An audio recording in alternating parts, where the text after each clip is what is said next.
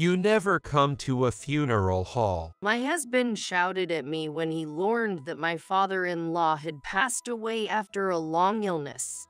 Where is a wife who doesn't go to the funeral when her father-in-law passes away? My husband still stubbornly refused, but I could not understand why. Then, on the day of my father-in-law's funeral, I secretly went to check on him and found my husband sitting in the mourner's pew with a woman I didn't know. What in the world is going on? Who was that woman? I was so upset that I didn't know what was going on. But then I learned a shocking fact. I am Madison, 30 years old. My husband Daniel, who is 5 years older than me and an office worker, and I have been married for 3 years and have no children yet. My husband was often away on business and came home only about 3 days a week.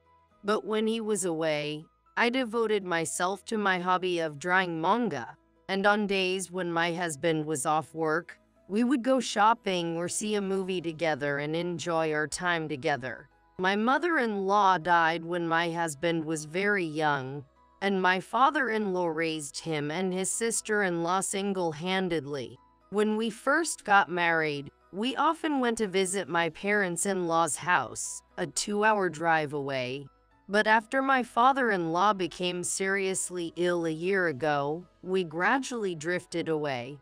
My husband told me, "My father doesn't want you to see how skinny he is." I had been refraining from visiting him for a long time. One day, my husband came home from work and received a call on his cell phone. What? Dad passed away. I stopped preparing dinner when I heard those words, and my husband sighed deeply as he hung up the phone. What you just said, is it true? You heard it. Yay. It seems he had a sudden change of health. It was his uncle, Matthew, who contacted him.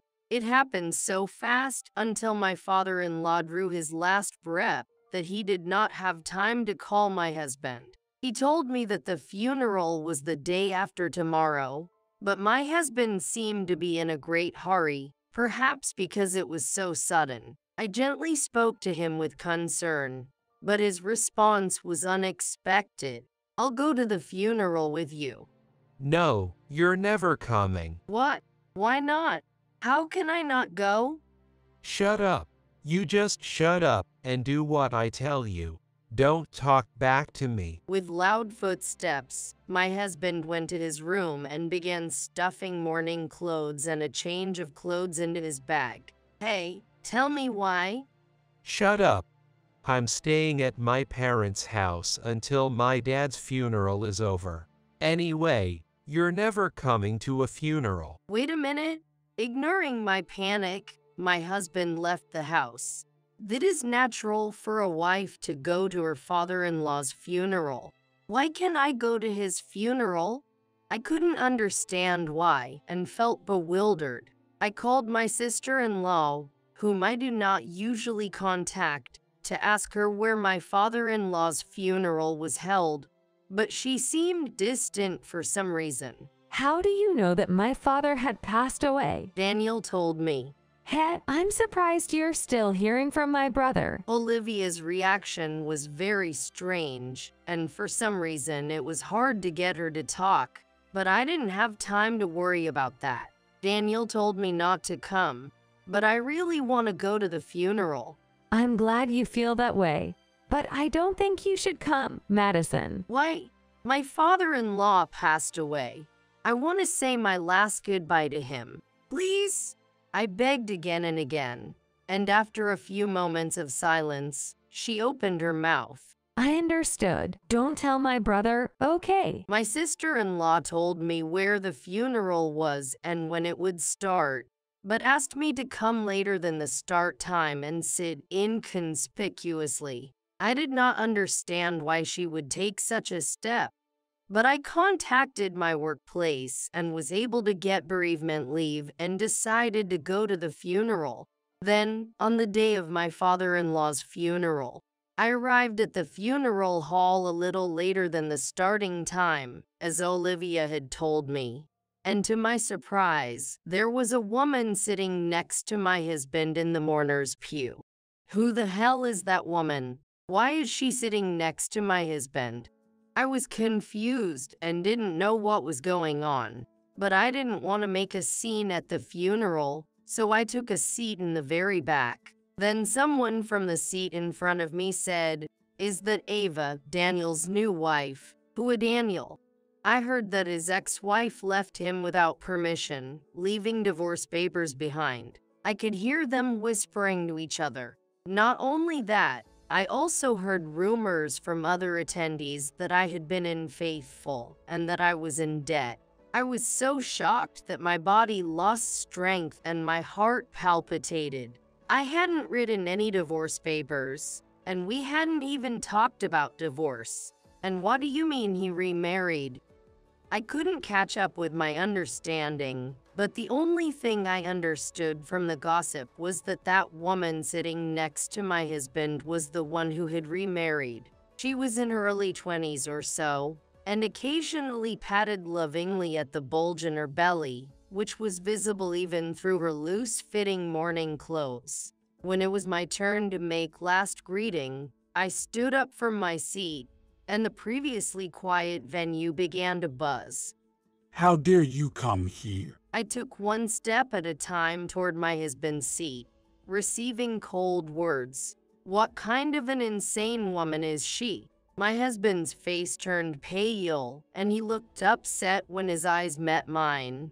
But his remarried partner did not seem to notice anything wrong with him. After I finished last greeting, I immediately left the funeral hall and went to the city hall to escape the piercing glances I was receiving. There, I took a copy of my family register and found that it was marked deregistered and that the date of divorce was 5 months ago. My hands were shaking with anger at my husband and my mind went blank. I can't imagine him filing for divorce without permission and remarrying. I will never forgive him. I gritted my back teeth and decided to take revenge on my husband. A few days later, my husband did not come home after all, and I had not heard from him. You said you would stay at your parents' house until the funeral. I was so tempted to question my husband, but I dared not contact him to see how he would behave. But still, he remarried after filing for divorce without permission. And why did he hide it and live with me? There must be something going on, I'm sure. As I was recalling every single thing my husband had ever said or done, I realized something and hurriedly turned on my computer. I had once woken up in the middle of the night to find my husband sneaking around on the computer writing a blog. So I followed the history and found a blog called The Diary of the Shoryu King's Rapture. I did not see my husband's face on it, but I knew without a doubt that it was his, because it was lined with pictures of his car in our room. As I read the articles he had posted one by one, I read the details of what he was up to, and I felt my body heat up with the anger that was rising inside me. Huh? Yes? I came up with a good plan to get revenge on my husband and called my sister-in-law and another certain person. As I steadily made preparations, I couldn't wait to see what my husband would look like. On the day of the operation, I was in front of the house of my husband and his remarried partner. After a while, the delivery truck stopped and the delivery man began to carry the package. Then Ava, his remarried partner, came out of the house and started yelling at the front door. What is this? Whose package is this? And what's with the pay on delivery? Hey, darling. What? What's wrong? My husband, who had been summoned to the house by her, widely opened his eyes at the large number of cardboard boxes that had arrived. Who is it from?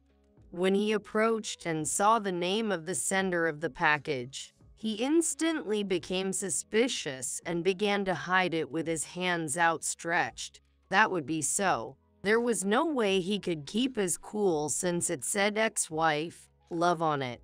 Ava saw this and said, "What do you mean, ex-wife? I didn't hear it." she raised her voice. When he finished paying the $250 charge on delivery, my husband looked at me, who was standing in the shadow of a telephone pole, and said, "Oh, you. Why are you here?" "I asked your sister, Olivia, for your address." I turned to Ava, who was looking at us with a wry smile as we conversed, and smiled at her. "Ava, it's nice to meet you. I am the ex-wife of Daniel who sent you this package." "Huh?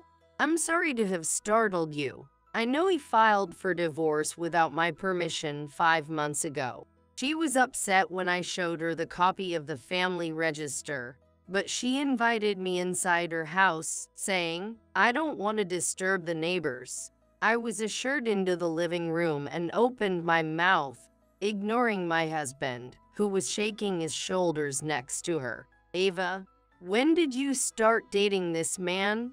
"About a year ago. You said you were single." "I can't believe it."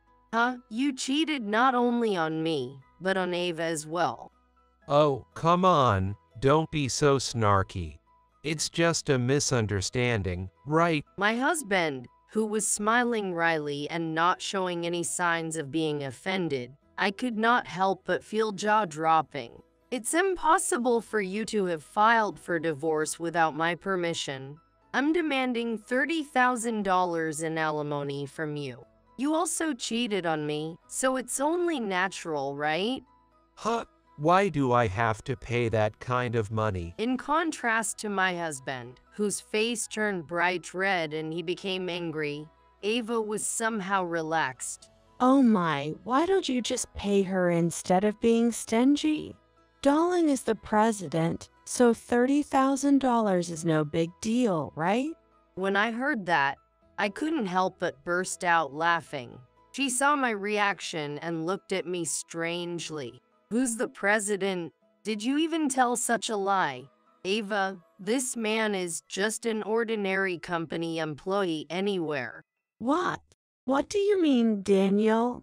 When she questioned my husband, he began to make excuses with a lot of sweat on his forehead. I'm sorry I lied, Ava, but my dad is dead, and I'm going to get a ton of money. I can no longer do anything but laugh at my husband's affront. From his blog I found, it was obvious that he thought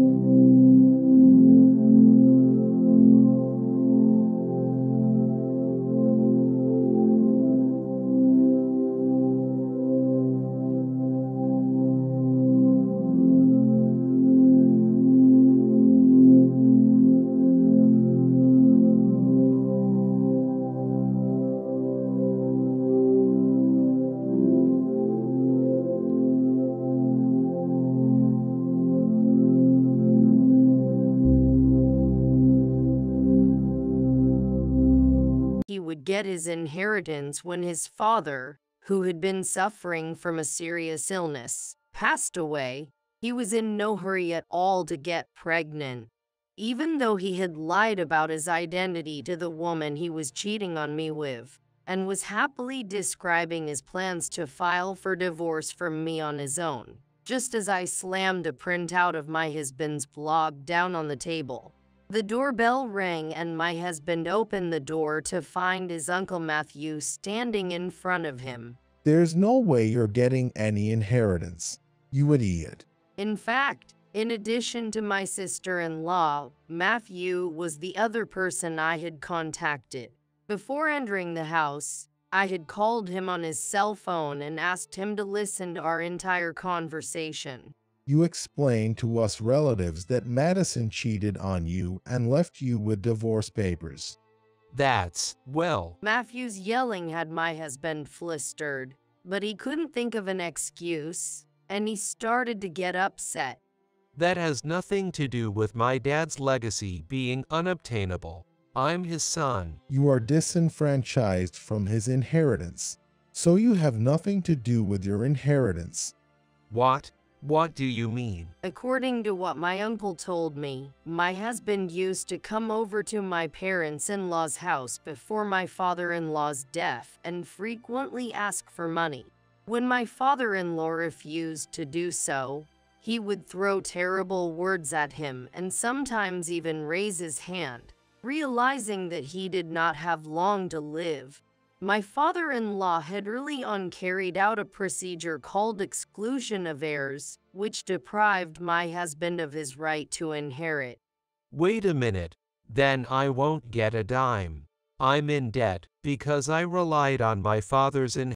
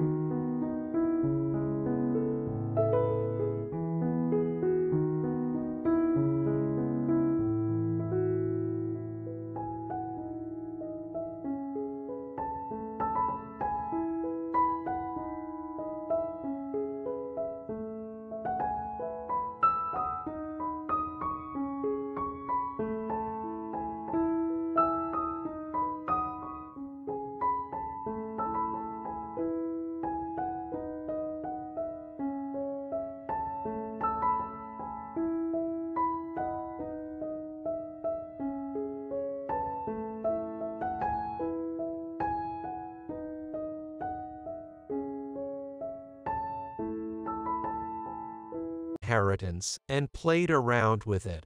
What am I supposed to do? That's just paying for your mistakes. Your father wanted you to become a serious person somehow. That's why he thought it would be better not to give you the money. Don't you understand that feeling? So, I'll be serious, so give me my inheritance. I was no longer disgusted by my husband's selfish words and actions. And it was the same for Ava, the woman with whom he was having an affair.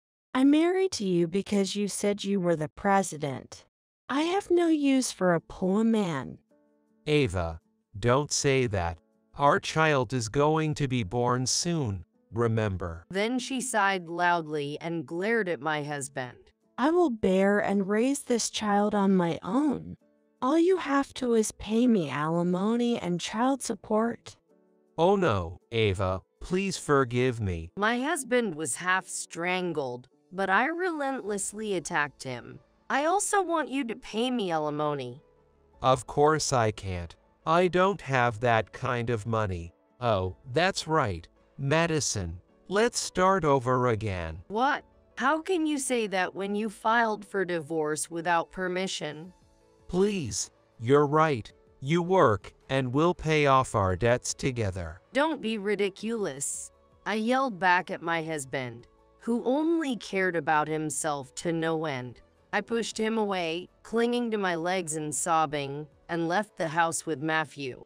Soon after that, my sister-in-law told me that my ex-husband had been confronted with a divorce from Ava and demanded $20,000 in alimony and $500 per month in child support. In addition, my ex-husband was working like a cart horse from morning till night to pay the $30,000 alimony I had demanded and the huge mortgage on the house he and Ava